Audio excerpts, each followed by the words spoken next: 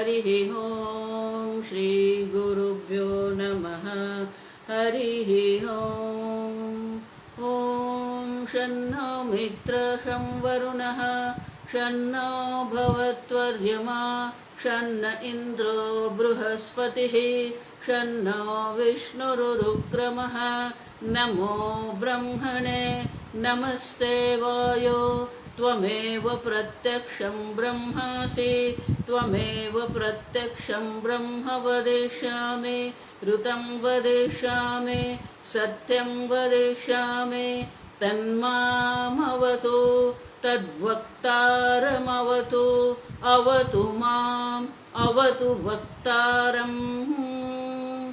ॐ शान्ति शान्ति शान्तिः।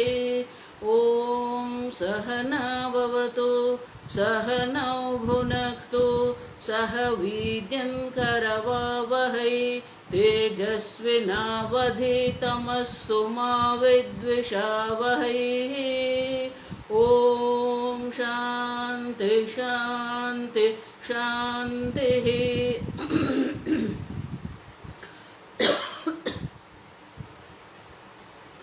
सदाशिवसमारम्भां शङ्कराचार्यमध्यमाम् अस्मदाचार्यपर्यन्तां वन्दे गुरुपरम्परां। श्रुतिस्मृतिपुराणानाम् आलयं करुणालयं नमामि भगवत्पादं शङ्करं लोकशङ्करं शङ्करं शङ्कराचार्यं केशवं बादरायणं सूत्रभाष्यकृतौ वन्दे भगवन्तौ पुनः पुनः। ईश्वरो गुरुरात्मेति मूर्तिभेदविभागिने व्योमवद्व्याप्तदेहाय दक्षिणामूर्तये नमः। निधये सर्वविद्यानां विषजे भवरोगिणां गुरवे सर्वलोकानां दक्षिणामूर्तये नमः। ॐ नमः प्रणवार्थाय शुद्धज्ञानैकमूर्तये निर्मलाय प्रशान्ताय दक्षिणामूर्तये नमः। मंगलाचरण। ॐ नमः श्री शंकरानंद गुरुपादाम्बुजन्मने। ॐ नमः श्री शंकरानंद गुरुपादाम्बुजन्मने। सविलास महामोहग्राहग्रासैककर्मणे सविलास महामोहग्राहग्रासैककर्मणे।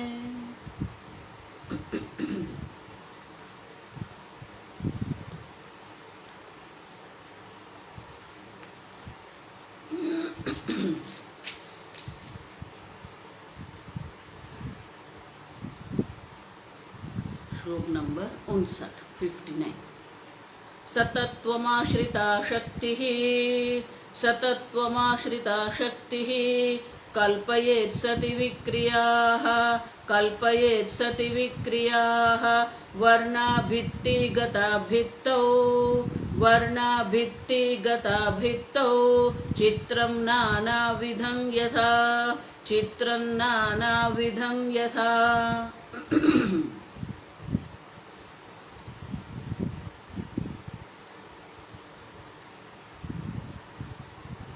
विद्यान मुनि माया शक्ति क्या है वो समझा रहे हैं, क्योंकि सद निर्विकारी ब्रह्म स्वयं सर्जन नहीं कर सकते, लेकिन हम सर्जन सृष्टि का अनुभव कर रहे हैं। और हमारा जो सृष्टि का अनुभव है वो अनुभव को ध्यान में रख के शास्त्र कहते हैं माया शक्ति ही मायां तो प्रकृतिम विद्धि मायिनं तो महेश्वरम। तो ये माया शक्ति है। माया शक्ति का क्या प्रयोजन है? तो ये 59वें श्लोक में विद्यारण्य मुनि दर्शाते हैं कि ये माया शक्ति जो है वो माया शक्ति का प्रयोजन क्या है। तो कहते हैं कि ये पहला हमारा निश्चय क्या है, सतत्वमाश्रिता शक्ति ही। शक्ति स्वतंत्र नहीं है। माया शक्ति जो है वो स्वतंत्र नहीं है, सतत्वम आश्रिता, वो सत्तत्व के आश्रित है। सत्तत्वम आश्रिता, वो जो सत ब्रह्म है उनके आश्रित है शक्ति। लेकिन वो जो शक्ति है वो क्या करती है? कल्पयेत सति विक्रिया। सती, सती मानी सद ब्रह्म में, कल्पयेत विक्रिया, वो सद ब्रह्म में विक्रिया, विविधेन क्रियन्ते इति विक्रिया, अनेक प्रकार से विविध पूर्णता से जो अनेक प्रकार की सर्जन सृष्टि करती है। तो ये सृष्टि जो है, अब देखो शास्त्र में जो सृष्टि का वर्णन है, हम ये पृथ्वी पर ही देखते हैं विविधता, अनेकता, अनेक प्रकार के प्राणियां हैं। अब देखो जलचर है, स्थलचर है, उभयचर है, आकाश में खोज खचर कहते हैं, तो खेचर है, पशु है, पक्षी है, सरीसृप है, विविध प्रकार की योनियां हैं। विविध प्रकार की योनियों के लिए विविध प्रकार की इंद्रियां हैं, विविध प्रकार के भोग हैं। जो मेढक के लिए भोग है वो भोग हमारे लिए नहीं है, और हमारे लिए जो भोग है वो अन्य प्राणी के लिए नहीं है। अब देखो, तो अनेक प्रकार की योनियां हैं, अनेक प्रकार के भोग है, अनेक प्रकार के लोक है। अब समझो, और इसीलिए कहते हैं विक्रिया है। माया शक्ति का जो ये सर्जन है वो विविध प्रकार का है, अनेक प्रकार का सर्जन है। लेकिन वह कहाँ करते? कल्पयेत, ये जो सृष्टि है वो सृष्टि होती कहाँ है? सती, सद ब्रह्म में। सद ब्रह्म में ये माया शक्ति सद ब्रह्म में आश्रित रहकर ही सद ब्रह्म में ये अनेक प्रकार की सृष्टि कर रही है, अनेक प्रकार का सर्जन है। भोग की विविधता आप देखेंगे, आप समझो, योनि की विविधता। इसलिए हम कहते हैं ना 84 लाख योनि है। ब्रह्मांड पुराण में ये पूरी गिनती दर्शाई है। क्यों हम 84 कहते हैं?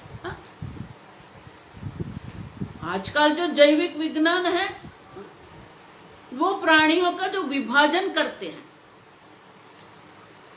जलचर, स्थलचर, उभयचर,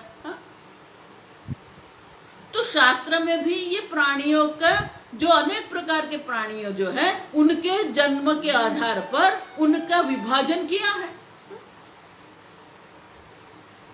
उद्बीज, पहली योनि क्या है? उद्बीज। उद्बीज माने कि ये पृथ्वी जो है वो पृथ्वी को फाड़ के जो ऊपर निकलती है, माने कि ये वनस्पतियां।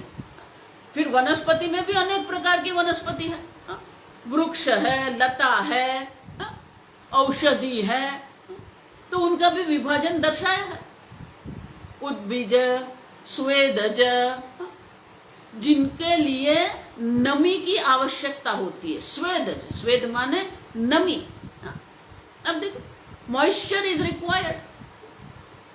तो ये जो जीव जंतु जो है, मच्छर है, अब देखो ये सब जो है उनको नमी चाहिए।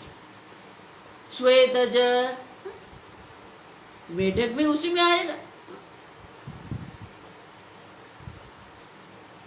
अंडज, जो अंड से उत्पन्न होते हैं। पक्षियां जो है, सरीसृप मानी सर्प जो है वो सब अंड से उत्पन्न, अंडज है।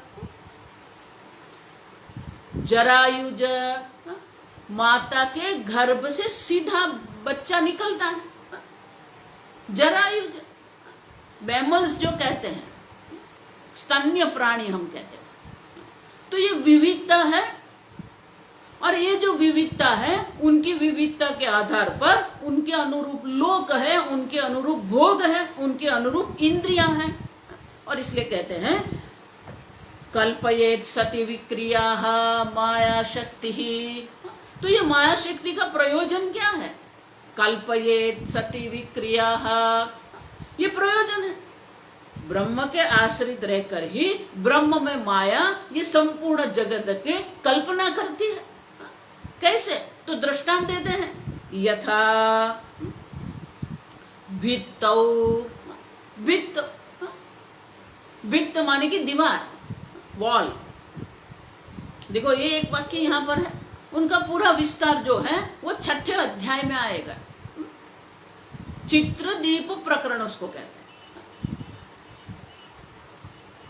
भित्तौ जैसे दीवार पर क्या होता है, वर्णा भित्तिगताः चित्रं नानाविधं यथा, यथा भित्तिगताः वर्णाः भित्तौ नानाविधं चित्रं कल्पयन्ति। विविध प्रकार के वर्ण माने रंग, विविध प्रकार के जो रंग है वो रंग के द्वारा भित्ति पर, दीवार पर अनेक प्रकार की आकृतियां बनाते हैं हम। वो आकृतियां जो हम बनाते हैं उसमें जड़ भी होता है, चेतन भी होते हैं, प्रकाशमान भी होते हैं, वृक्ष भी होते हैं, जलचर भी होते हैं, पृथ्वी होती है, सूर्य होता है, विविधता है। तो जैसे दीवार पर अनेक रंगों के द्वारा अनेक प्रकार के आकार, अनेक प्रकार की आकृतियां हम बनाते हैं। चित्रम नानाविधम, अनेक प्रकार के। उसी प्रकार से जो दीवार है, दीवार में कोई रंग नहीं है, दीवार में कोई आकृति नहीं है, लेकिन वो आकृति हम रंग से बनाते हैं। उसी प्रकार से ब्रह्म में ये माया शक्ति के द्वारा ये संपूर्ण सर्जन होता है, जो सर्जन का हम अनुभव कर रहे हैं। अब देखो आगे मैंने कह दिया कि सृष्टि का वर्णन जो यहाँ हो रहा है, या सृष्टि की जो सर्जन की जो यहाँ चर्चा हो रही है, वो सर्जन को सत्य पुरवार करने के लिए नहीं है। हमें जो पुरवार करना है तो वो सदैव सौम्य इदमग्र आसीत एकमेवाद्वितीयम्, जो सिद्ध करना है वो तो है कि आप वो सद ब्रह्म है जो पहले भी था, अभी भी है, बाद में भी रहेगा। आप वो सद ब्रह्म है जो एक अद्वितीय है। और इसलिए कहते हैं कि ये माया के द्वारा ही ब्रह्म में ये संपूर्ण सर्जन हुआ है, जो सर्जन का हम अनुभव कर रहे हैं। और इसीलिए ये नानाविध अनेक प्रकार की सृष्टि है। अब देखो इसलिए मैं कहती हूँ, अगर पुराण आप पढ़ेंगे तो आपको पता चलेगा अनेक प्रकार की सृष्टि है, अनेक प्रकार की योनियां है, देव है, दानव है, राक्षस है, गंधर्व है, यक्ष है, किन्नर है, देवता है। अब देखो कर्म देवता है, अनेक प्रकार की योनियां हैं। ऊर्ध्व लोक में अनेक प्रकार की योनियां हैं, अधोलोक में भी अनेक प्रकार की योनियां हैं। तो ये सर्व का सर्जन हुआ है। तो ये जो सर्व विविधता जो है, वो विविधता का जो सर्जन हुआ है, वो विविधता क्या है, वो क्या है? ब्रह्म में जो माया ने कल्पना करके ये सृष्टि बनाई है, उसका पहला कार्य क्या है? अब देखो ये प्रकरण का मूल विषय तो क्या है? पंच महाभूत विवेक प्रकरण। लेकिन पंच महाभूत की जो ब्रह्म में से उत्पत्ति हुई, तो ब्रह्म में से पंच महाभूत की जो उत्पत्ति है, वो उत्पत्ति के लिए माया शक्ति आवश्यक है। और इसीलिए 47 वर्ष से शुरू किया, 46 46वें श्लोक से शुरू करके ये 59वें श्लोक तक विद्यारण्य मुनि ने हमें ये माया शक्ति क्या है वो समझाया है। देखो ये क्रम है।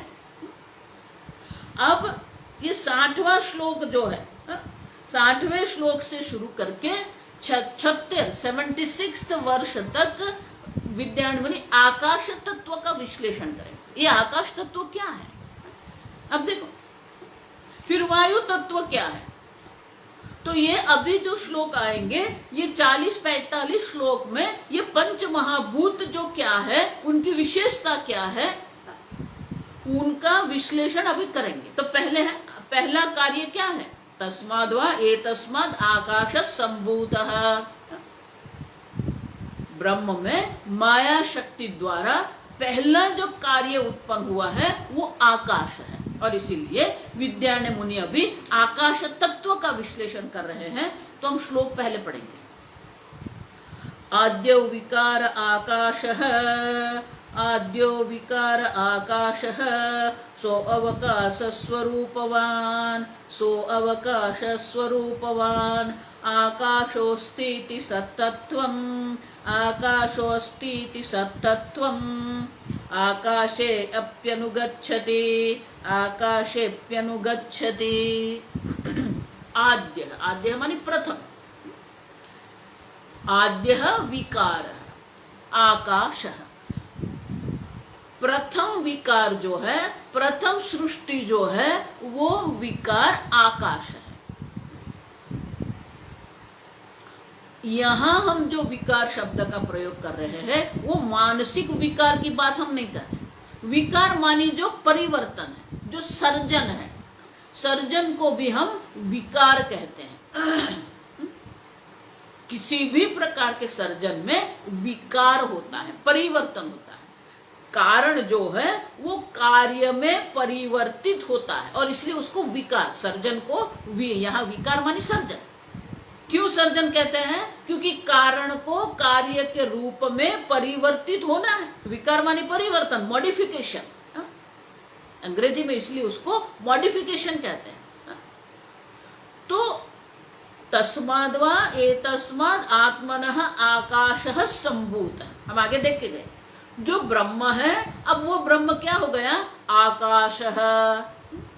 ब्रह्म से आकाश की उत्पत्ति हुई। तो प्रथम विकार जो है, प्रथम सर्जन जो है वो आकाश है। और वो आकाश क्या है? सह अवकाश स्वरूपवान। ये आकाश की व्याख्या क्या है? अवकाश प्रदातृत्वाद आकाश है, जो हमें अवकाश प्रदान करता है। देखो ये खालीपन जो हम कहते हैं ना, वो सही में खालीपन नहीं, वो आकाश तत्व है वहां पर। देखो इसलिए मैंने आगे कहा कि खगोल शास्त्री जो है, पाश्चात्य संस्कृति जो है, वो चार महाभूत को अपनाते हैं। वायु, अग्नि, जल, पृथ्वी को अपनाते हैं वो। लेकिन जो ये पांचवा जो तत्व है, जो महाभूत तत्व जो है, आकाश है, उनको नहीं स्वीकार। वो लोग आकाश को खालीपना कहते हैं। वो खालीपना नहीं है। आकाश एक तत्व है, महाभूत है। और वो आकाश जो है वो क्या करते हैं? अवकाश प्रदातृत्वात्। वो हमें अवकाश प्रदान करते हैं, हमें जगह देश प्रदान करते हैं जहां हम रह सकते हैं। ये शरीर यहाँ पर है तो आकाश में ये शरीर है। तो ये शरीर को स्थान किसने प्रदान किया? आकाश ने ये स्थान प्रदान किया। देखो ये समझना पड़ेगा आपको। तो आकाश वो है जो सबको स्थान प्रदान करता है, अवकाश प्रदान करता है। अवकाश स्वरूपत्व आकाश। और वो आकाश क्या है? आकाशः अस्तीति। और ये हमारा अनुभव है, आकाशः अस्ति। देखो ब्रह्म से आकाश की उत्पत्ति हुई। ठीक से समझो। तो ब्रह्म से आकाश की उत्पत्ति जब हम कहते हैं तो वहां काल भी आ गया, क्योंकि पहले ब्रह्म था, अब ब्रह्म जो है अब आकाश स्वरूप ब्रह्म है। पहले मिट्टी थी, अब घट स्वरूप मिट्टी है। तो पहले जब हम कहते हैं, वो पहले जो शब्द है वो हमें काल दर्शाता है। समझ में आता है? तो ब्रह्म से आकाश की उत्पत्ति हुई जब हम कहते हैं तो उसके साथ साथ कहना पड़ेगा काल की भी उत्पत्ति हुई। माने कि ब्रह्म से देश और काल की उत्पत्ति हुई। अब देश और काल क्या है? देखो आगे हम व्याख्या करके गए। एक वस्तु से दूसरी वस्तु का जो अंतर है उनको हम आकाश कहते हैं। ये शरीर है, ये पुस्तक है, तो ये शरीर और पुस्तक के बीच में जो अंतर है उसको हम आकाश कहते हैं। एक वस्तु से दूसरी वस्तु का जो अंतर है उनको आकाश कहते हैं। अब काल किसको कहेंगे? एक वृत्ति से दूसरी वृत्ति जो है उसको काल कहते हैं। वस्तु अंतर आकाश है, वृत्ति अंतर काल। वृत्ति है तो काल है, आप समझ। इसलिए आप सो जाते हैं, मन भी सो जाता है, वृत्ति वहां नहीं रहती है तो काल भी नहीं है वहां पर। हाँ? निद्रा में काल नहीं है, उठने के बाद पता चलता है ओहो मैं 6 घंटा सो गया। हाँ? तो जब तक वृत्ति है ना तब तक ये काल है। इसीलिए कहते हैं एक वृत्ति से दूसरी वृत्ति का जो अंतर है उसे हम काल कहते हैं। लेकिन ये सब है तो उनका हमें अनुभव है। आकाशः अस्ति इति सत, आकाश है ये हमारा अनुभव है। इसलिए कहते हैं अस्ति इति सत्तत्वम्। आगे मैंने कहा जब हम कहते हैं आकाशः अस्ति तो वहां दो बात हो गई, आकाश बुद्धि भी है और सद्बुद्धि भी है। और इसलिए कहते हैं आकाशः अस्ति जैसे कहेंगे तो उसमें आकाश बुद्धि भी है और सत बुद्धि अस्थि बुद्धि भी है। वो अस्थि बुद्धि है वो क्या है? अस्ति इति सतत्वम, वो तत्व के साथ है। सत तत्वम, सत तत्वम। आकाश अस्ति जब हम कहते हैं तो वह आकाश भी है और सत तत्व भी है, वो सत ब्रह्म है वहां पर। आकाशे अपि अनुगच्छति, सत तत्व जो है वो आकाश में अनुगच्छति, आकाश में वो ब्रह्म है। जब मिट्टी से घड़ा बनता है तो घड़े में मिट्टी का अन्वय है, उसी प्रकार से सतत्वम आकाशे अनुगच्छति, मानी कि विकार नहीं हुआ है, पूर्णतः विकार नहीं है। जैसे दूध से दही बनता है तो दूध जो है वो प्रवाही होता है, मीठा होता है, और दही जो है वो घट्ट होता है और खट्टा होता है। तो आकाश स्वरूप जो ब्रह्म हम कहते हैं तो वो ब्रह्म आकाश स्वरूप ब्रह्म में, आकाश में ब्रह्म का अन्वय है, अनुगच्छति। मानी आकाश अस्ति ऐसा जो हम अनुभव करते हैं वो अस्तित्व जो आकाश का है वो ब्रह्म है, सद ब्रह्म है। देखो इसीलिए कहते ये अस्ति अस्ति सर्वत्र है, सतः अभावः न विद्यते। वो जो सत तत्व है उनका अभाव कभी भी नहीं होता। घटः अस्ति, आकाशः अस्ति, वायुः अस्ति। तो ये सत तत्व जो है वो अनुगच्छति, वो आकाश में वो सद ब्रह्म है। माने कि आकाश का अपना कोई स्वतंत्र अस्तित्व नहीं है, आकाश का अपना अस्तित्व किसके कारण है? वो सद्ब्रह्म के कारण है। घड़ा है तो घड़े का अस्तित्व जो है वो मिट्टी के कारण है। उसी प्रकार से आकाश की उत्पत्ति हुई, प्रथम विकार प्रथम सर्जन आकाश है, लेकिन आकाश में सद्ब्रह्म की अनुगच्छति अनुवृत्ति है, और वो आकाश का अपना स्वभाव भी है। आकाश का अपना स्वभाव, अपना गुण है, अवकाश प्रदातृत्वात्। सबको अवकाश प्रदान करने वाला है वो आकाश है, वो आकाश का गुण है। और वो उनका अस्तित्व है वो सत तत्व के कारण, सद्ब्रह्म के कारण है। आगे एक स्वभावं तत्सतत्वम्, एक स्वभावं सतत्वम्, एक स्वभावं सत्तत्वम्, एक स्वभावं सत्तत्वम्। आकाशो द्विस्वभावकः, आकाशो द्विस्वभावकः। न अवकाशः सति व्योम्नि, न अवकाशः सति व्योम्नि। सचैषोऽपि द्वयं स्थितं, सचैषोऽपि द्वयं स्थितम्।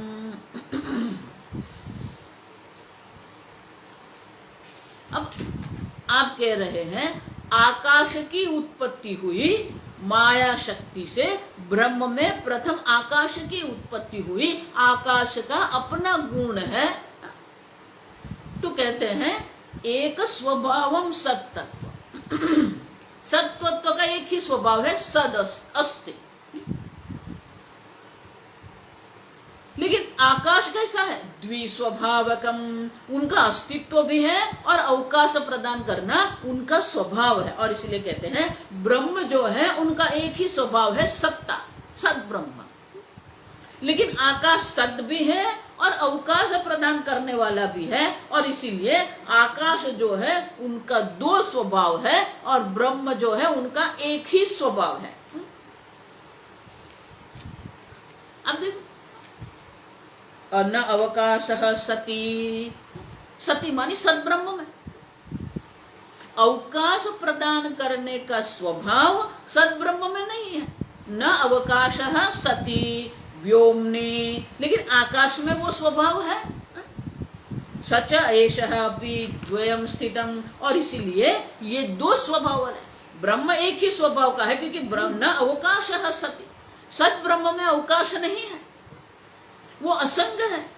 लेकिन आकाश जो है वो सबको अवकाश प्रदान करने वाला है, और इसलिए आकाश में दो स्वभाव है और ब्रह्म में एक ही स्वभाव है, सत्ता। अब ब्रह्म का जो स्वभाव है, कारण का गुण कार्य में होता है। सद ब्रह्म का गुण जो है, स्वभाव है, वो सत्ता है। तो आकाश में वो सत्ता है, क्योंकि वो उनका अन्वय होने वाला है। लेकिन आकाश का अपना भी स्वभाव है, अवकाश है, और इसलिए कहते हैं कि आकाश का दो स्वभाव होते हैं और ब्रह्म है उनका एक ही स्वभाव है, सद ब्रह्म, सत्ता। आगे तो आप कैसे कहते हैं कि आकाश में दो है? ये अवकाश प्रदान आप करते ऐसे कहते हैं, वो हम कैसे समझे? इसीलिए आगे का श्लोक कहते हैं, यद्वा प्रतिध्वनिर्व्योम्नः, यद्वा प्रतिध्वनिर्व्योम्नः, गुणो न असौ सतीक्ष्यते, गुणो न असौ सतीक्ष्यते, व्योम्नि द्वौ सध्वनितेन, व्योम्नि द्वौ सध्वनितेन, सदेकं द्विगुणं वियत, सदेकं द्विगुणं वियत। अभी आकाश का गुण क्या है? आकाश का स्वभाव है अवकाश प्रदान करना, और आकाश की अपनी सत्ता है, अस्तित्व है। लेकिन वो अस्तित्व किसका है? सद ब्रह्म का है। अब आकाश का गुण क्या है? यद्वा प्रतिध्वनि ही व्योम्नः गुणः, ये आकाश जो है उनका गुण क्या है? प्रतिध्वनि ही, प्रतिध्वनि मानी गुंज, एको। ये गुंज, रेजोनेंस कहते हैं। अब घंट होता है मंदिर में, अब घंट बजाएंगे, वो बजाने के बाद अगर आप वहां खड़े रहेंगे तो आपको वो सुनाई देगा, वो रेजोनेंस कहते हैं, गुंज कहते हैं उसको। कहीं पहाड़ विस्तार में आप जाते हैं तो आप आवाज करेंगे तो पहाड़ से प्रतिध्वनि वापस, इको वापस आएगा। तो ये प्रतिध्वनि जो है, ये शब्द है, वो आकाश का गुण है। और वो प्रतिध्वनि जो है उनकी गति कहाँ होती है? आकाश में होती है। आप समझो, प्रतिध्वनि ही व्योम्नः गुणः न असौ सतीक्ष्यते। लेकिन सत ब्रह्म में वो नहीं है। सत्य ब्रह्म में वो प्रतिध्वनि नहीं है, आवाज, शब्द नहीं है, ध्वनि नहीं है। आकाश में ध्वनि है, शब्द आकाश का गुण है, ध्वनि आकाश का गुण है, इसीलिए हम प्रतिध्वनि भी सुन सकते हैं। लेकिन सद्ब्रह्म में कोई शब्द नहीं है, कोई किसी भी प्रकार की ध्वनि वहां नहीं है। और इसीलिए क्या होता है? व्योमनि द्वौ, ये व्योम में दो स्वभाव है, सद है और ध्वनि है। सद ध्वनि, ये द्विवचन है। व्योम में, आकाश में दो है, एक सत है मानी उनका अस्तित्व है, और ध्वनि उनका गुण है। तेन सद एकम, और इसके कारण सद एक गुण वाला है, सत्ता वाला है। और जो व्योम है वो क्या है? द्विगुणम वियत। वियत आकाश जो है वो दो गुण वाला होता है, दो स्वभाव वाला होता है। उनमें प्रतिध्वनि भी है, शब्द भी है, और उनकी सत्ता भी है। अब और इसलिए कहते हैं कि ब्रह्म एक गुण वाला है, सत्स्व, और वो गुण नहीं है, वो सत्ता है उनकी। आप समझो, हमें समझाने के लिए एक गुण या स्वभाव शब्द ब्रह्म के लिए हम उपयोग कर रहे हैं, लेकिन सत्ता जो है वो सद ब्रह्म का गुण नहीं है, उनका स्वरूप है। अब ठीक से समझना, गड़बड़ नहीं कर। हम आगे देख के गए कि ब्रह्म तो निर्गुण है, निराकार है, निष्क्रिय है, निरवय है, इसलिए गुण नहीं। लेकिन ये आकाश को समझाने के लिए हमें कहना पड़ता है कि सद ब्रह्म में एक गुण है, वो सत्ता है, अस्तित्व है। वो अस्तित्व उनका गुण नहीं है, उनका स्वभाव है, स्वरूप है। आगे, या शक्ति कल्पयेद् व्योम, या शक्ति कल्पयेद् व्योम, सा सद्व्योम्नोरभिन्नताम्, सा सद्व्योम्नरभिन्नताम्, आपाद्य धर्म धर्मित्वम्, आपाद्य धर्म धर्मित्वम्, व्यत्ययेनावकल्पयेत्, व्यत्ययेनावकल्पयेत्।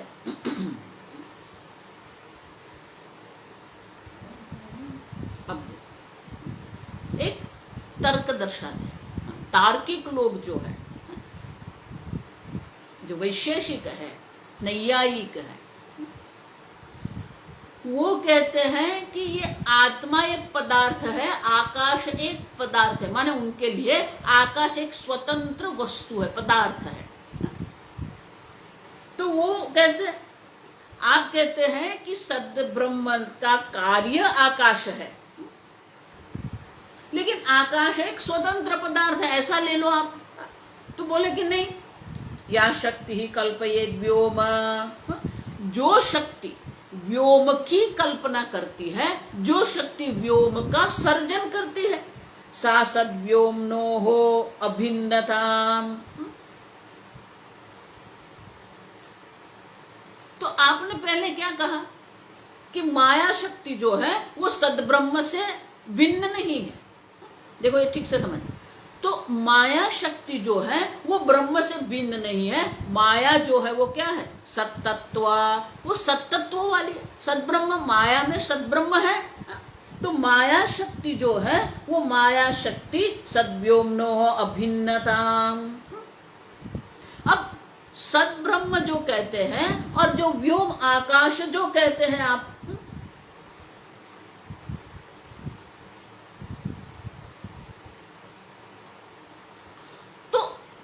सद्ब्रह्म में माया आकाश की कल्पना करती है। अब ये वाक्य देखो, तो माया शक्ति जो है वो सद्ब्रह्म से भिन्न नहीं है, और वो माया शक्ति ने ये आकाश का सर्जन किया। तो अब क्या हो गया, सद्व्योम्न अभिन्नताम। तो माया शक्ति से आकाश की उत्पत्ति हुई है, तो माया शक्ति और आकाश की अभिन्नता है, यह सद्ब्रह्म और आकाश की अभिन्नता है। समझ में आया? ये थोड़ा कठिन है। माया शक्ति से, माया शक्ति उपादान कारण है, तो माया शक्ति से आकाश की उत्पत्ति हुई, तो माया शक्ति और आकाश का अभिन्नता होना चाहिए। लेकिन आप तो क्या कह रहे, सद्व्योम्नो अभिन्नताम आपाद्य। आप कहते हैं सद्ब्रह्म और आकाश की अभिन्नता है। क्यों? क्योंकि आकाश को सत्ता प्रदान करने वाला वो सद्ब्रह्म है।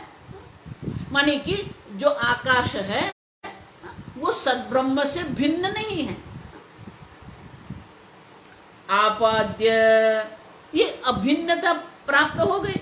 व्यत्ययेन धर्म धर्मित्वम अवकल्प्यते। तो ये गड़बड़ हो गई, व्यत्यय विपरीत हो गया। क्यों? देखो स्वामी जी हमेशा ये दृष्टांत देते, बहुत सुंदर है ये। देखो ये हमारी समझ है, ये तार्किक जो कह रहा है वो हमारी समझ है। घटः अस्ति। अब देखो, तो घटः अस्ति हम जब कहते हैं घड़ा है, तो ये है पना जो है हम किसको मानते हैं, घड़े का है पना मानते हैं। अब देखो, तो पॉट इज जब हम कहते हैं, घट है ऐसा जब हम कहते हैं, तो जो अस्तित्व हम किसका मानते हैं? घट का अस्तित्व मानते हैं। अब देखो, तो घट अस्तित्व, घड़े का अस्तित्व है, अस्तित्व घड़े का नहीं है। आप समझो, जो अस्तित्व है, जो सत्ता है, वो तो ब्रह्म है। लेकिन हमने क्या मान लिया? ये घड़े है शब्द का प्रयोग जब हम करते हैं, संस्कृत में अस्ति शब्द का जब हम प्रयोग करते हैं, तो वो सत्ता जो है हम घट को देते हैं। इसलिए स्वामी जी बहुत सुंदर कहते हैं, गोल्ड इज, चेन इज जब हम कहते हैं, तो इजनेस जो है, जो अस्तित्व है, वो हमने किसको दे दिया? वो हार को दे दिया, चेन को दे दिया। लेकिन वास्तविकता तो क्या है? घट अस्ति कहते हैं तो हम घड़े का अस्तित्व ऐसा कहते हैं, लेकिन वास्तविकता क्या है? बिल्कुल उल्टी है उससे। सोने की चेन हम जब कहते हैं, देखो ये ठीक से समझ में आए, सोने का हार, हम सुवर्ण का हार जब हम कहते हैं, तो हमने क्या कहा? वो जो हार है वो सुवर्ण का है जब हम कहते हैं, तो जो अस्तित्व वहां पर है, वो अस्तित्व हार में जो अस्तित्व है, अलंकार में जो अस्तित्व है, वो अलंकार का अस्तित्व नहीं है, वो अस्तित्व सुवर्ण का है। लेकिन हम ऐसा नहीं कहेंगे। और इसलिए स्वामी जी बहुत सुंदर कहते हैं, गोल्डन चेन। अब देखो, चेन एक वस्तु मानते, एक पदार्थ मानते हैं, और उसको कहते हैं गोल्डन चेन, सुवर्ण का हार। अब देखो, तो हार को एक पदार्थ मानेंगे और सुवर्ण उनका गुण मानते हैं हम, गोल्डन चेन। अब देखो, सुवर्ण का हार, मिट्टी का घड़ा, तो घड़े को हम एक पदार्थ मानते हैं और फिर मिट्टी उनका विशेषता मानते हैं। लेकिन गोल्डन चेन नहीं है। इसे स्वामी जी बहुत सुंदर कहते हैं, गोल्डन चेन नहीं है, चेनी गोल्ड है। अब देखो, सुवर्ण का हार नहीं है, हार रूप में सुवर्ण है। समझ में आया? वेदांत पढ़ना है ना, तो चाय पी के आना, ये हमारी समझ है। आकाश अस्ति जब हम कहते हैं, तो हम आकाश को एक पदार्थ मानते हैं। नहीं, ऐसा नहीं है। सुवर्ण का हार नहीं है, हार के रूप में सुवर्ण है, लेकिन हम घड़ा को, हार को एक पदार्थ मान के हम सोचते हैं और फिर कहते हैं कि ये जो हार है वो सोने का है। नहीं, गोल्डन चेन नहीं है, चेनी गोल्ड है। सुवर्ण का हार नहीं है, हार रूप में सुवर्ण है। इसलिए यहां कहते हैं, ये तार्किक लोग क्या कहते हैं कि ये हार जो है एक पदार्थ है, आकाश एक पदार्थ है, और आकाश का पदार्थ है, उनके अपना अस्तित्व नहीं, उनका अस्तित्व नहीं है। आप समझो, जहां पर भी अस्तित्व है, घड़ा है जब हम कहते हैं, तो वो जो अस्तित्व घड़े का अस्तित्व नहीं है, वो जो सत्ता जो है वो घड़े की सत्ता नहीं है, वो सद्ब्रह्म की सत्ता है। इसीलिए भगवान गीता में पहले ही कह देते हैं, सतः अभावः न विद्यते। जो सद्ब्रह्म है वो सर्वत्र है, उनका अभाव नहीं है। हम जब कहते हैं घटः अस्ति, तो वो जो अस्ति बुद्धि जो है वो ब्रह्म है, घट बुद्धि है वो विकार है, सर्जन है। सुवर्ण बुद्धि जब हम कहते हैं, हार बुद्धि, हम अलंकार बुद्धि जब हम कहते हैं, अब समझो, तो सुवर्ण अस्ति अब जब कहेंगे, तो सुवर्ण में भी जो अस्तित्व है वो तो सद्ब्रह्म है। सुवर्ण जो है वो एक विकार है, सर्जन है। उसी प्रकार से आकाश अस्ति जब हम कहते हैं, तो वो जो अस्तित्व जो है, जो सत्ता है, वो आकाश नहीं है, वो सद्ब्रह्म है। और इसीलिए भगवान भी कहते हैं कि ये जो सदात्मा है, ये सद्ब्रह्म है, उनका कभी भी अभाव नहीं होता है, वो सर्वत्र है। अस्ति अस्ति अस्ति, घटः अस्ति, पटः अस्ति, हस्ति अस्ति। ये अस्तित्व जो है द्वे बुद्धि, इसलिए हम आगे देखेंगे हर एक पदार्थ का जब हम ज्ञान करते हैं तो वो ज्ञान में दो बुद्धि होती है, एक आकाश बुद्धि होती है, दूसरी सत बुद्धि होती है, वायु बुद्धि होती है, सत बुद्धि होती है, घट बुद्धि होती है, सत बुद्धि होती है। तो आकाश बुद्धि, वायु बुद्धि, घट बुद्धि ये परिवर्तनशील है, विकार है, लेकिन सत बुद्धि जो है वो परिवर्तित नहीं होती, और जो विकार करती है वो मिथ्या है, जो विकार नहीं करती है वो सत्य है। अब देखो छांदोग्य उपनिषद में इसलिए सदैव सौम्य इदमग्र आसीत कहा, वो सत ब्रह्म जो है वो है एक अद्वितीय ब्रह्म है, और वो जो सत्य है वो ही सत्य है। अब देखो ये सद और सत्य का अलग करना है, इसलिए कहते हैं उद्दालक मुनि अंत में सदैव सत्यम, हे श्वेत केतु सद ब्रह्म एव सत्य। सत्य मानी क्या है, वो तीनों काल में सदैव सत्यम, स आत्मा तत्वमसि श्वेत केतु। ये सद जो सत्य है वो ही तू आत्मा है, वो ही वो ब्रह्म जो सत ब्रह्म है, जो सत्य है वो तू है, तत्वमसि श्वेत केतु। तो सद जो है तो सद अलग नहीं है, और इसलिए कहते हैं कि सद व्योम न हो अभिन्नता मापाद्य। ये सद और आकाश जो है दोनों की अभिन्नता जो प्रदान हुई है, लेकिन वो क्या है, धर्म धर्मित्व नहीं है।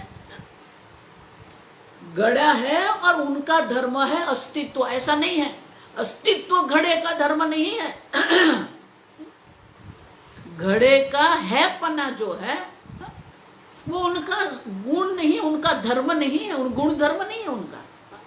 सद्ब्रह्म तो है ही, इसीलिए गोल्डन चेन नहीं है। गोल्डन चेन अगर आप कहेंगे तो एक हार है और उनका गुण धर्म सुवर्ण है, ऐसा नहीं है। गोल्डन चेन नहीं है, चेन ही गोल्ड है। सुवर्ण जो है वो हार का गुण धर्म नहीं है, हार जो है वो सुवर्ण में अभिव्यक्त हो रहा है। अब हार के रूप में ये सुवर्ण है। देखो आरंभ में मैंने ये समझाया था आपको, तस्माद वा ए तस्माद आकाश संभूतः। तस्माद कहा ना, तस्माद मानी उपादान कारण, द्रव्य है। जैसे मिट्टी से घड़ा बनता है तो ये सेब जो है मिट्टी से, ये सेब पंचमी विभक्ति है। तो मिट्टी से घड़ा बनता है, तो जहां पर भी घड़ा होगा वहां पर मिट्टी होनी चाहिए, क्योंकि वो द्रव्य है जिसमें से घड़ा बना हुआ है। उसी प्रकार से तस्मात् सद ब्रह्म, तस्मात् एतस्मात् आत्मनः आकाश संभूतः।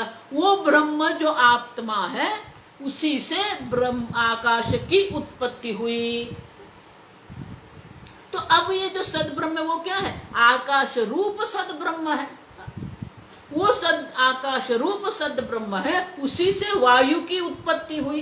तो अब वो जो वायु रूप सद ब्रह्म है, हार रूप सुवर्ण जैसे है, घट रूप मिट्टी जैसे है, उसी प्रकार से आकाश रूप जो सद ब्रह्म है उसी से वायु की उत्पत्ति हुई। वायु रूप जो सद ब्रह्म है उसी से अग्नि की उत्पत्ति।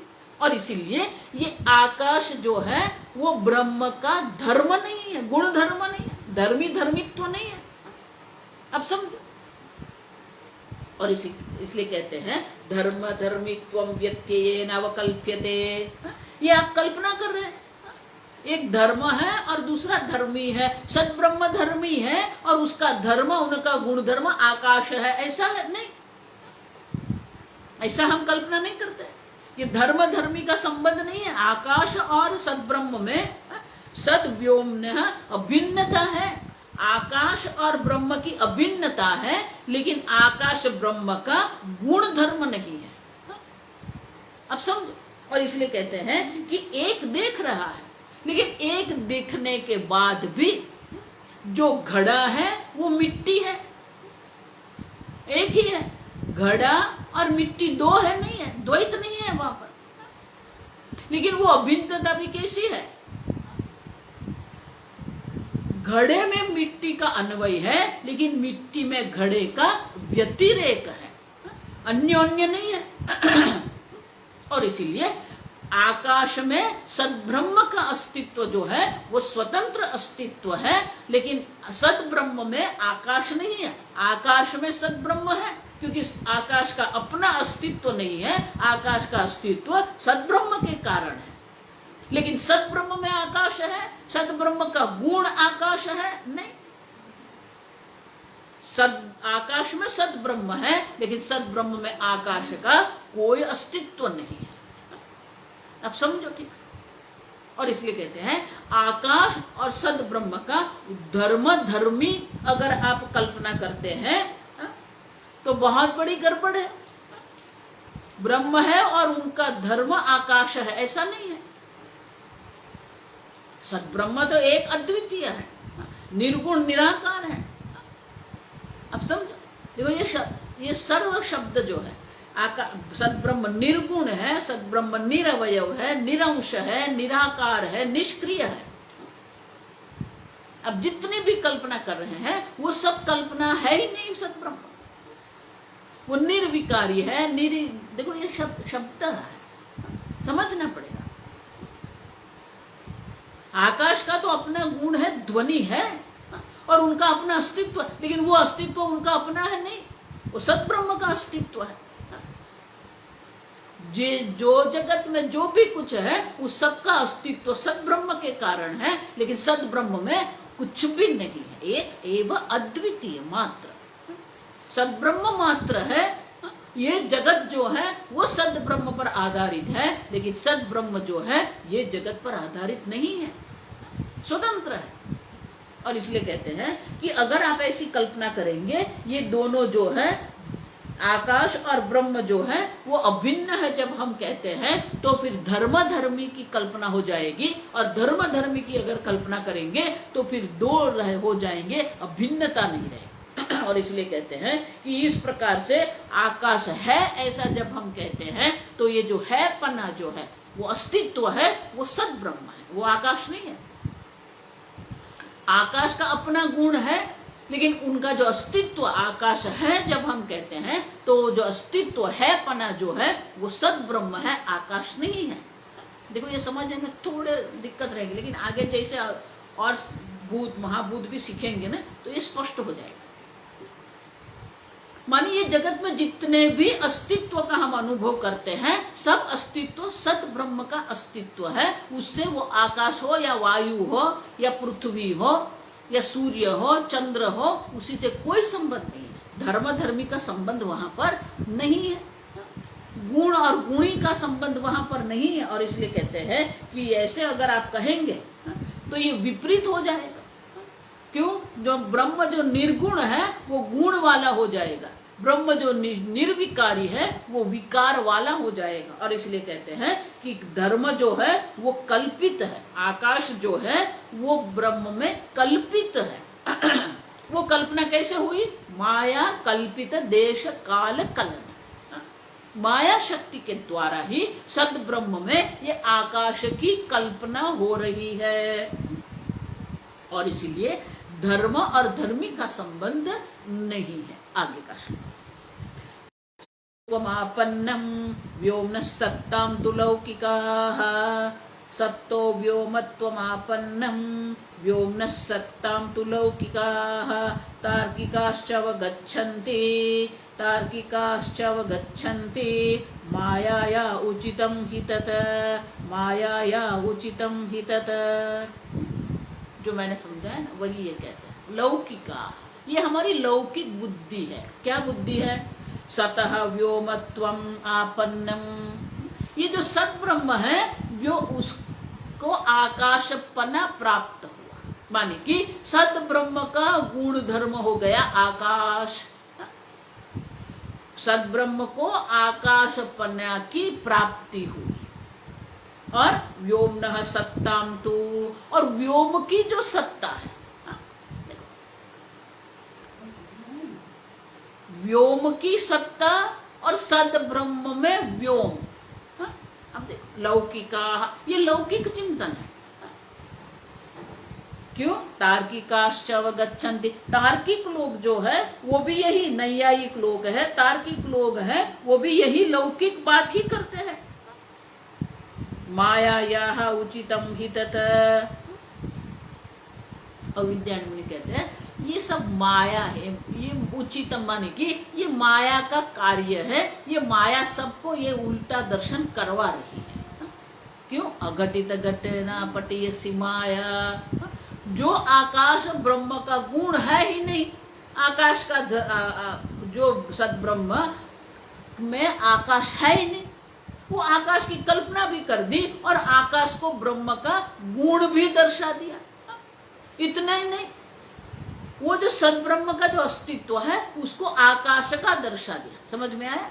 आकाश में अस्तित्व का दर्शन करवाती है और ब्रह्म में आकाश का गुण धर्म का दर्शन करवाती है। और इसलिए जो माया को हम जो कहते हैं ना, अघटित घटना पटीयसी माया, ये माया सबको उल्टा दर्शन करवा रही है।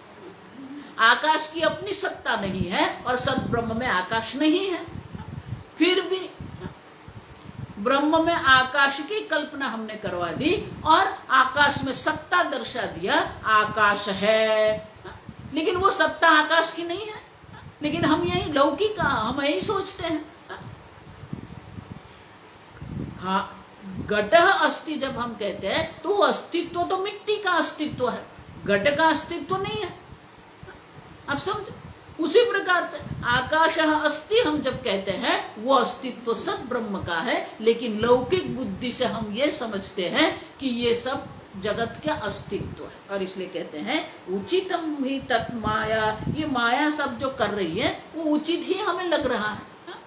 ये माया ने कल्पना करके दर्शा दिया और हम उसको सत्य मान के चल रहे हैं। आकाश की उत्पत्ति हुई, अब ब्रह्म में आकाश आ गया, ब्रह्म में आकाश आया नहीं।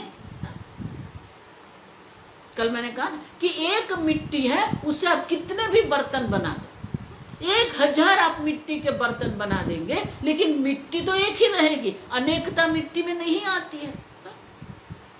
ये गणना जो हम करते हैं अनेकता की, वो गणना सद्ब्रह्म में नहीं है। आकाश अस्ति आप कहेंगे, लोक अस्ति आप कहेंगे, देह अस्ति कहेंगे, वो अस्तित्व जो है उसमें अनेकता कभी भी नहीं आती है। फिर भी ये माया जो है कल्पना करके हमें अनेकता का अनुभव करा रहे हैं। और जो जितने भी ये जगत के वस्तुएं हैं वो सबका अस्तित्व हमें अनुभव करवा रहे हैं, लेकिन अस्तित्व जो है वो आकाश का नहीं है। वो अस्तित्व जो है वो सद ब्रह्म है, जो निर्विकारी है, किसी भी प्रकार से गुण धर्म वाला वो बन सकता नहीं है। आगे हम कल देखेंगे।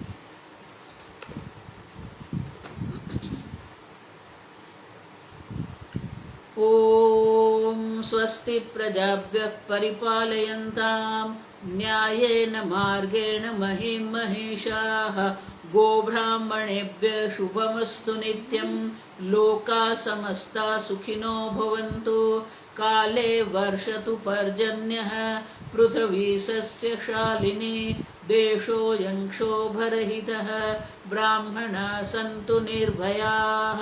ॐ सर्वेषां स्वस्तिर्भवतु, सर्वेषां शान्तिर्भवतु, सर्वेषां पूर्णं भवतु, सर्वेषां मङ्गलं भवतु, सर्वे भवन्तु सुखिनः, सर्वे सन्तु निरामयाः, सर्वे भद्राणि पश्यन्तु, मा कश्चित् दुःखभाग् भवेत्। असतो मा सद्गमय, तमसो मा ज्योतिर्गमय, मृत्योर्मा अमृतङ्गमय। ॐ पूर्णमदः पूर्णमिदं पूर्णात् पूर्णमुदच्यते, पूर्णस्य पूर्णमादाय पूर्णमेवावशिष्यते। ॐ शान्ति शान्ति शान्तिः। हरिः ॐ श्री गुरुभ्यो नमः। हरिः ॐ।